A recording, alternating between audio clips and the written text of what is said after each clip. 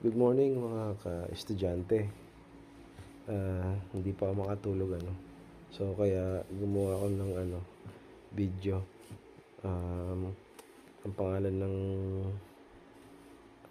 aking is ito episode 1 video na to kasi ito yung step 1 na ginawa ko, yung gumawa ko ng email address.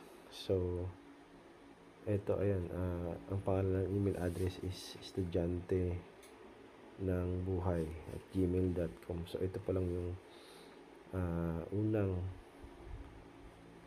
email na nakuha natin. So kaya ako gumawa ng email kasi gusto kong gumawa ng YouTube channel tsaka Facebook page. So kailangan natin ng email address. At ito yung unang steps na napanood ko sa ibang mga vlogs. Kailangan talaga natin ng email address. Although meron akong email address dati, kaso lang nakalimutan ko yung password, so gumawa ako ulit. Tapos ang bakit estudyante, no? Kasi kahit na nakapagtapos na ako ng pag-aaral at nagkaroon na ako ng pamilya, sariling buhay, sa ngayon talagang marami pa akong hindi alam. So ibig sabihin, hindi porke natapos na tayo o graduate tayo sa eskwelahan, tapos na yung pagiging estudyante natin. Pero after nun, dun pa lang talaga nagsisimula yung totoong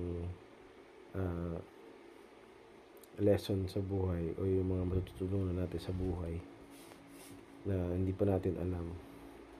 Kaya ito, gumawa ako ng channel. Actually nakagawa na ako ng YouTube channel. Yung Facebook page wala pa. Ba't ba ako gumawa? Kasi gusto kong baka sakali, mali mo naman ma-monetize. Tapos bukod dun, gusto kong i-share yung mga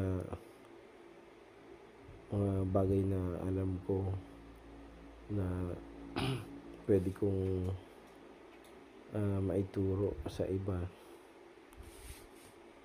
Hopefully makagawa ko ng mga content or video na useful. Pero as